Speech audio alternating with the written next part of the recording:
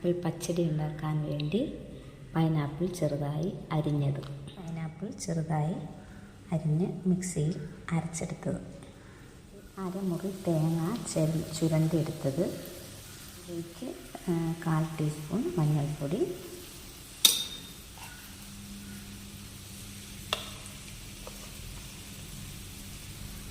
ഒരു കാൽ ടീസ്പൂൺ ജീരകം, കുറച്ച് ജീരകം ഇട്ടിട്ട ചോവ വരും, അതുകൊണ്ട് കുറച്ച്,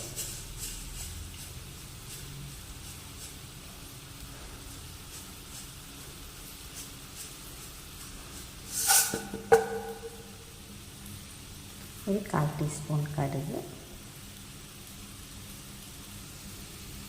ഇവ നന്നായി അരച്ചെടുക്കുക, മിക്സിയിൽ അരച്ചെടുക്കുക. തേങ്ങ അരച്ചത് മിക്സിയിൽ നന്നായി അരച്ചെടുത്തത് അടുപ്പത്ത് വെച്ച് കുറച്ച് ഉപ്പൊക്കെ ഇട്ട് അടുപ്പത്ത് വെച്ച് ലോ ഫ്ലെയിമിൽ വേവിച്ചെടുക്കണം, നന്നായി വേവിച്ചെടുക്കണം.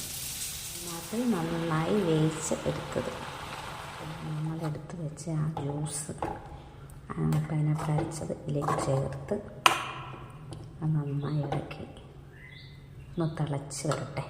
ഇതിലേക്ക് ഒരു അച്ച് ശർക്കര ചേർത്ത് കൊടുക്കണം.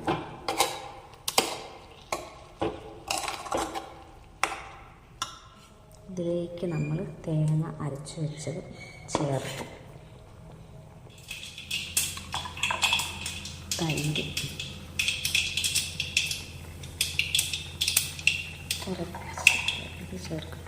തൈര് ചേർക്കാൻ 2 സ്പൂൺ തൈര്, നല്ല പുളിയുള്ള തൈരായതുകൊണ്ട് 2 സ്പൂൺ.